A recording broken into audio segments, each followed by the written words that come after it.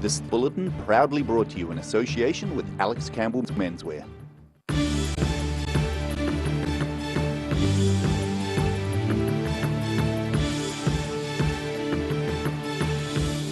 Tonight on The South Today, more than 60 people officially adopted New Zealand as their new home at a citizenship ceremony in Dunedin. Clay target shooting and an egg race were among the highlights for a film crew in Roxburgh. And a Dunedin sculptor has unleashed his creations to the world after spending 25 years creating life-size warriors at home.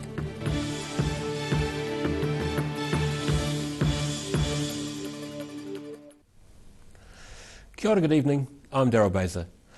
63 people officially adopted New Zealand as their new home at a citizenship ceremony in Dunedin yesterday. For one Syrian family, the day marked the end of a journey from a homeland destroyed by war. I wish you well as you embark upon what is, for many of you, a new beginning and a new life.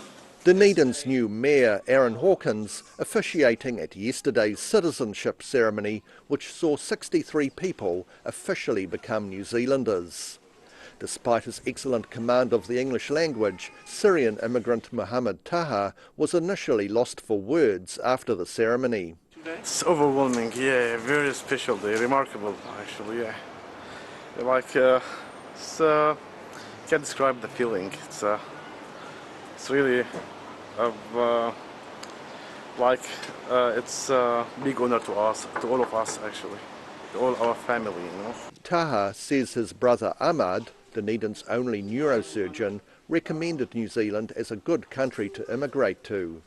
In 2012, Taha arrived with his family and 4 children and made every effort to assimilate into New Zealand society.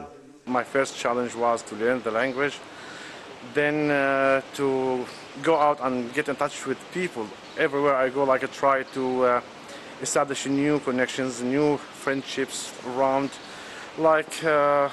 The environment here is very supportive because it's a friendly,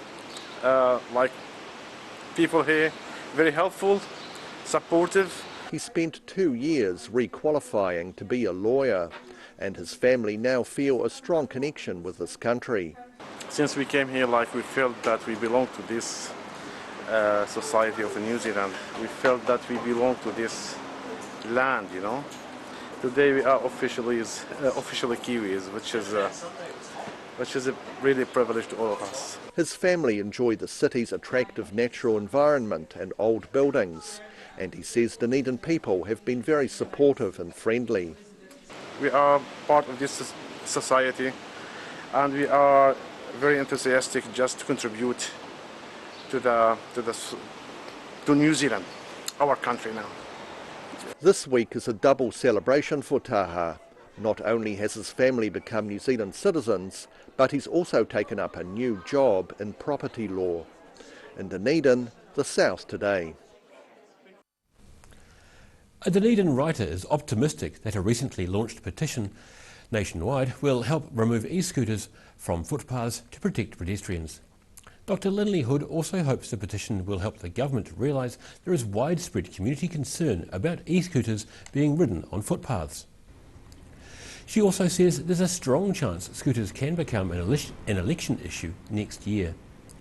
The petition, launched late last month, represents 14 concerned organisations across the country. The aim is to keep footpaths safe for people who can walk and for those who can't. While the petition can be signed in various centres across New Zealand, it can also be found on the Parliamentary Internet site. The petition is set to be submitted to Parliament early next month. Clay target shooting and an egg race were among highlights for film crew as they were filming an upcoming TV show in Roxburgh yesterday. The filming of Adventure All Stars is hosted by New Zealand television presenter Erin Simpson and is making its way through the South Island this week. All for a good cause. Filming of the television series Adventure All Stars has travelled at a leisurely pace to the Teviot Valley. Produced by Australian company Charity TV Global, the show follows 12 contestants through a series of surprise challenges as a reward for their fundraising efforts. Well, this was a challenge that was set upon a group of 12 people. It was originally 80 in the selection panel, and that was whittled down to 12. And the group that are out there now, the shooting, this is their prize, if you like. All 12 contestants taking part in the show are each raising $10,000 for St John, New Zealand. And money's tight always, as you well know, and we are a voluntary organisation basically, and we're a charity as well. So yes, it is. Anything like this helps. Host of the show, television presenter Erin Simpson, says the Australian crew are enjoying their time in central Otago and got a chance to sample some of the local delicacies. They do particularly note that here every different corner is an amazing view, so they're like, oh, we should stop and film that, oh, we should stop and film that. So you just to see their excitement is just incredible, and so they've really enjoyed this road trip that we're on at the moment from Christchurch to Queenstown. The show is set to be broadcast on television next year. In Roxburgh, the South Today. The body of a second climber who died while climbing on the Remarkables has been recovered this morning. 2 men died yesterday after falling during a guided tramp on the Remarkables mountain range near Queenstown. One of the climbers was recovered late last night, and the second body was found shortly after the search resumed this morning. Police say the pair were both experienced climbers. They were climbing with a guide from Aspiring Guides and were roped together when they fell. The guide was not involved in the fall.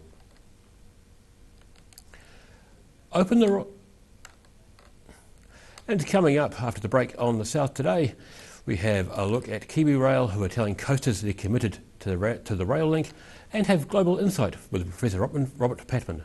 See you soon.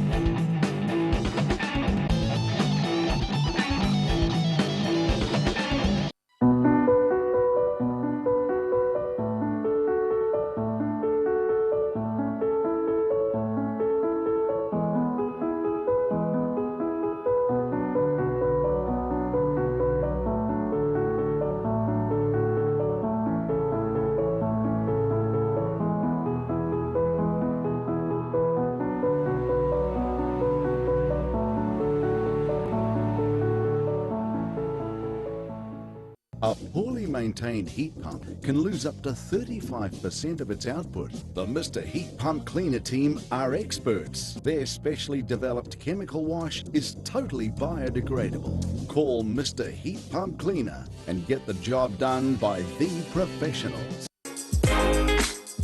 Lana Castle is proud to showcase their new retail space. Simply purchase an annual garden pass for year-round access to the garden, cafe and gift shop, or apply for a host card giving you full access to the castle, ballroom, cafe, gift shop and garden when accompanied by a full paying guest. Check out the website for full terms and conditions. Step into Ross Cafe, located at Ross Home in North East Valley. We have a great range of hot and cold food, friendly service and a warm atmosphere that you are sure to enjoy. We look forward to serving you soon at Ross Cafe. Every reason, every season, we're proud to dress the region. Alex Campbell Menswear, it fits. If you're at risk of developing melanoma skin cancer, you owe it to yourself to have a mole map. Mole Map is coming to your area. Phone today to make an appointment. It could save your life.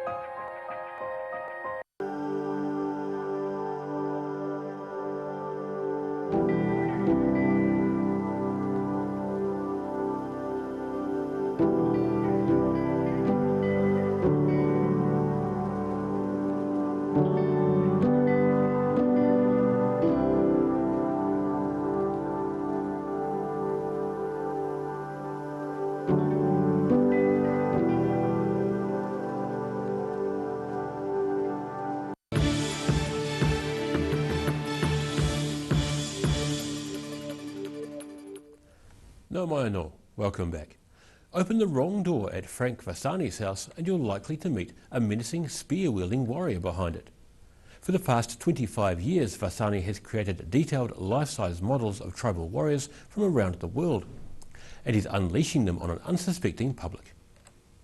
A one-of-a-kind group of realistic models. It's the biggest collection in the world of life-size warriors, and basically what I'm doing is classifying the human race as a tribal people of the 1800s. Following an accident many years ago, Frank Vasani turned model maker, sparking a passion which continues more than 2 decades later. Basically I've got 54 tribal warriors. It's taken me 25 years to make them. We've got the all original weapons and armour. He started building the models after travelling to the jungles of Borneo in 1987. And Vasani says he's far from done, aiming to at least double his personal army of international warriors. So that's my goal, is to get as many as I can. So I've got 54 now and just keep making more. It's an ongoing exhibit basically. It grows every year. The torsos are made from shop mannequins and he's handmade the heads from clay, with the arms and legs being made with jib-stopping plaster. He says it takes more than a month to create some of the figures. Fair bit of work. Some of the full body guys like this, 5-6 weeks sort of to do them, sort of thing. It takes a bit of time to do the heads and things like that. He says the displays can be educational, particularly for young school pupils who can see the size and shape of the warriors and learn about their culture and history. And although he admits it's fun, Vasani says it's more than playtime for him. I've worked hard, put it this way. I've worked pretty hard over the years, 25 years to get it to that level, where you can sort of covering as much as I can and then just keep working. The models have temporarily escaped his home and are on public display at an empty Dunedin shop in Princes Street for the summer. In Dunedin, the South Today. KiwiRail has reaffirmed its commitment to bringing the Transalpine train back to Greymouth. A landslip at Omoto meant the service had been off the tracks for just over a month, with tourists catching buses from Arthur's Path to Greymouth. Eyesight and Greymouth Railway Station owner Philip Barnett is relieved KiwiRail say they don't intend to close the service down in the foreseeable future. In this edition of Global Insight with Bruce Munro, Professor Robert Patman discusses New Zealand's desire for a free trade deal with India. However, the Dunedin-based international affairs expert says New Zealand has expressed disappointment with India not signing the Regional Comprehensive Economic Partnership for many reasons. This week, New Zealand has signed up to a new 15-country Asia-Pacific trade agreement. But India, who New Zealand would love to do a trade deal with, has walked away from the table. Welcome, Robert. Morning, Bruce. Let's start with the conference where this agreement was signed. New Zealand went to the East Asia Summit with some expectations. Were they realised? I think yes and no. I think New Zealand was quite pleased by the fact that the East Asia Summit helped New Zealand consolidate what is an improving relationship with China. It was in the course of the summit that New Zealand announced an upgrade of the free trade agreement with China, and that's important to this country. It should be recalled that we were the first developed country to sign a free trade agreement with China. And there was some concerns in Wellington earlier in the year that the differences over the highway issue could lead to a slowdown in negotiations to upgrade the agreement. Well, that's now been completed, so that problem's out of the way. But that, of course, is not down exclusively to the East Asia Summit. I think New Zealand went into this summit hoping there could be some momentum with the regional comprehensive economic partnership arrangement.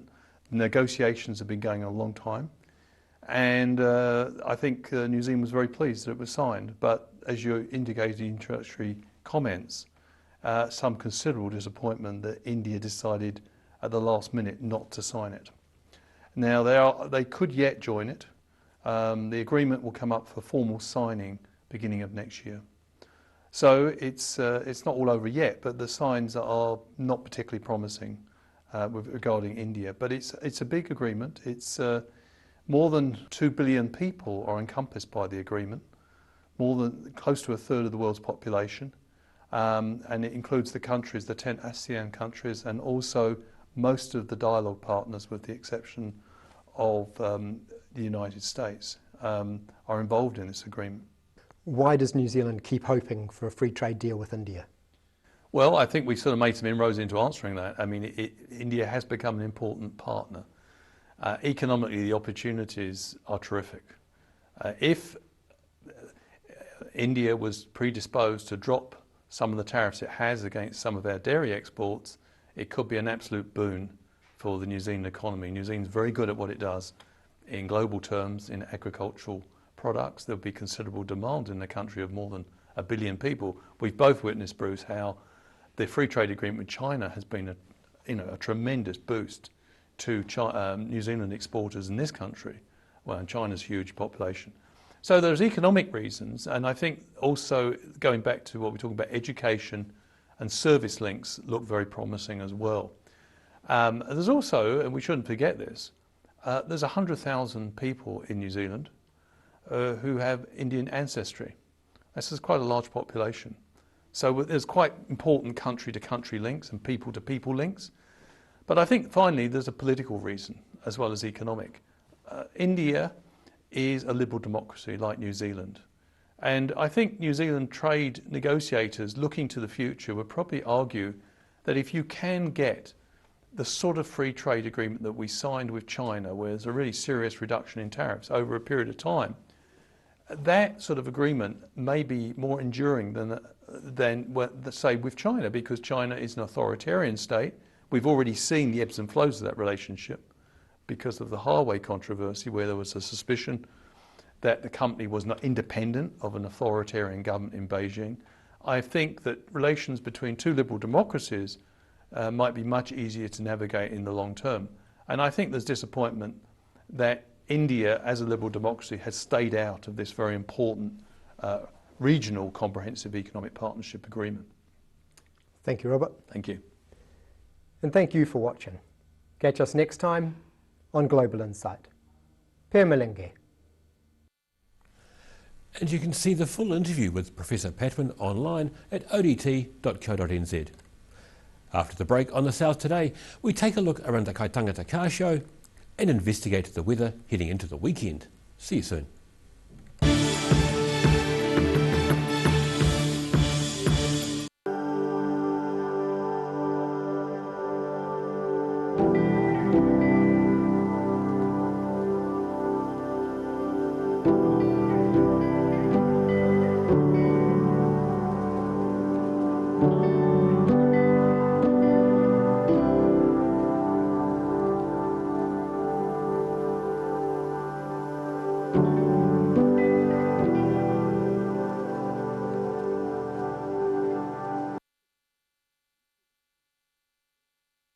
When it's time to say goodbye to your pet, Heaven Sent Pet Cremations are here to help you through this difficult experience.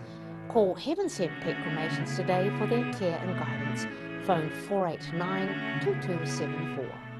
If you're at risk of developing melanoma skin cancer, you owe it to yourself to have a mole map. Mole Map is coming to your area. Phone today to make an appointment. It could save your life. Step into Op Shop on St Andrew and discover a place with plenty of bargains for yourself, your friends and the whole family. We have new items arriving every day. Visit us for a fabulous range of economy and upmarket clothing, accessories, books, shoes and more. Shop with us and support your community. Every reason, every season, we're proud to dress the region. Alex Campbell Menswear, it fits. Step into Shop on Carroll and discover a shop full of treasures. We have a fantastic range of vintage and retro clothes, upmarket clothing labels, collectible items, beautiful jewellery, quality linen and the best range of vintage haberdashery. A poorly maintained heat pump can lose up to 35% of its output. The Mr. Heat Pump Cleaner team are experts. Their specially developed chemical wash is totally biodegradable. Call Mr. Heat Pump Cleaner and get the job done by the professionals. If you're at risk of developing melanoma skin cancer, You owe it to yourself to have a mole map. Mole Map is coming to your area. Phone today to make an appointment. It could save your life.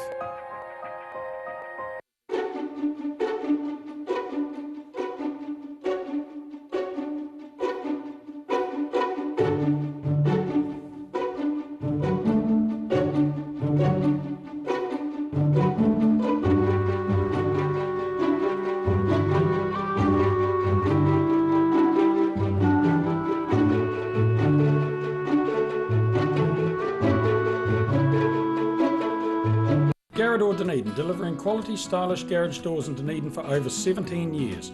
New doors, replacement doors and maintenance are all part of Garrador's quality service. Garrador Dunedin offers a full range of modern quality doors to suit any home. Come visit the team.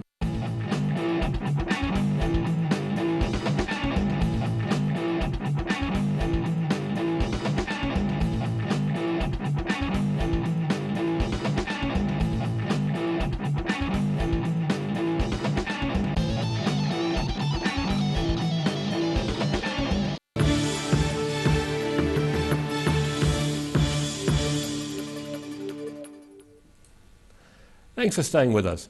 There was something for everyone at this year's car show in Kaitangata on Saturday. Now in its 8th year, the event features a display of all sorts of cars, as well as children's rides, musical entertainment and more. Last Saturday's Kaitangata car show was bigger and better than ever, with numerous children's activities, food stalls, plus, of course, a wide range of stylish-looking vehicles on display. Oh, we've got everything from hot rods to rat rods to project cars. There's Falcons, Fords, Mopars, Holdens. The event is now in its 8th year, and Louise McLaren says a lot of hard work goes into tweaking and improving the show to make the day a success. It takes probably at least 6 months worth of work when it comes to paperwork and trying to get in touch with all our sponsors and make sure everybody's happy to come again or find new refreshed things to have on board for the year. We're always trying to better what we've done last year and fix any wee hiccups we may have had, but yeah, we try to listen to the public and make sure that we can cater for everyone's needs. And the event is not just about putting people's prized cars on display, but also taking them for a cruise up the Clutha Valley. We're actually heading up to Lawrence this year, and then we're leaving there, or stopping for a refreshment stop, then getting up over to Clyde Vale and then back to Kai for the prize giving. In Kaitangata, the South Today. And now recapping tonight's top stories on the South Today. More than 60 people officially adopted New Zealand as their new home at a citizenship ceremony in Dunedin yesterday. Clay target shooting and an egg race are among the attractions for a film crew visiting Roxburgh as part of a southern tour. And for the past 25 years, a Dunedin sculptor has created life-size models of tribal warriors from around the world and is unleashing them on an unsuspecting public. Time now for a look at what's happening in tomorrow's Otago Day Times. We welcome Mr. Craig Page. Good evening, Daryl. How are you? Good. We've been down at the Fonterra annual general meeting in Invercargill today, and not surprisingly, a bit of a fiery meeting in the wake of the company's recent poor performances. Announced a $600 million loss for the year to July, job cuts, asset sales, and a bit of a change in direction. About 200 people there, and it was, as I say, fiery, with calls from some for Chairman John Moynihan to stand down. One shareholder saying that the company's past failures had not been addressed and they needed to be. John, of course, he was pretty magnanimous in it and said no, he won't, but it has got big plans for the company for the future, so we'll be interested to see where that goes. More on the Amber Rose Rush murder trial today, of course, as well. Jurors being shown footage of what the Crown claims is the accused, Dr. Bernard Scantler, driving his vehicle to the scene of the crime. It's going to be a pretty harrowing few weeks for that as it stretches into December, and we'll have a full wrap of that tomorrow in the paper. Inside Out gardening pages are looking at the changing face of garden art. It seems it's come a long way from the garden gnome stuck amongst the lavender in your garden. So some interesting pieces there, and sport and racing lift out on a Friday as well. We look at where the Highlanders' dynamic coaching duo of Jamie Joseph and Tony Brown might end up next year. Everyone's interested in them at the moment, it seems, from Japan to the All Blacks. Interesting, Tony Brown saying this week he would stick with Joseph despite a couple of other All Black coaching contenders interested in his services. And many are saying that the fact they're going to stick together may swing the All Black role their way. So time will tell. Indeed, all that and more. Certainly is. Thank you, Craig. Look forward to that tomorrow morning. Time now for a look at the weather. Tonight's weather proudly brought to you by Mole Map. Beginning with this evening's southern view, looking along George Street to the CBD on a balmy afternoon.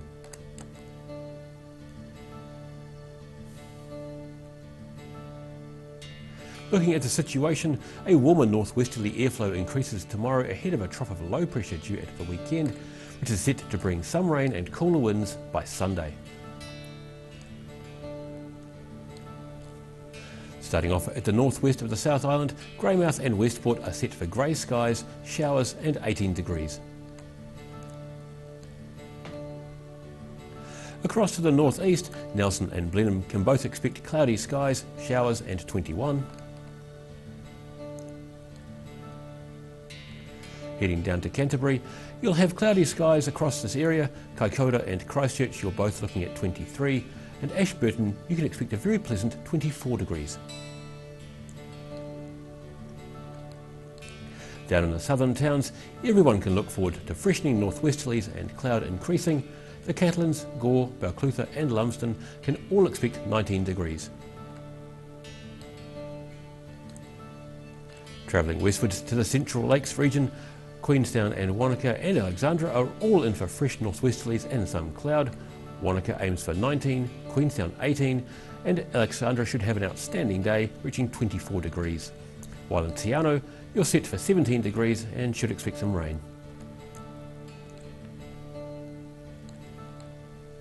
Up to the northern towns, along the coast, Timaru and Oamaru are both set for light winds and some cloud. Timaru heads for 24 and Oamaru to 21. Further inland, Twizel and Omarama are also set for moderate northwesterlies and clear skies with 20 degrees. In Dunedin, cloudy tonight with northwesterlies and an overnight low of 10. Fine with sunny periods and some high cloud tomorrow, a high of 18 and a low of 13. Warmer northerlies freshening on Saturday with cloud increasing, some rain at night, a high of 21 and a low of 9. In Invercargill, cloud increasing tonight with showers developing, freshening northwesterlies and a low of 13 degrees.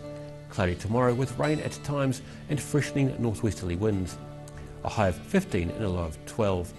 Rain easing to showers on Saturday with fresh cold southwesterlies developing. A high of 15 and a low of 7. And that's all from the South Today team for this Thursday. For the latest news from the southern region, head online to odt.co.nz and follow Channel 39 on Facebook and YouTube. Have a great evening. Ka kite anō.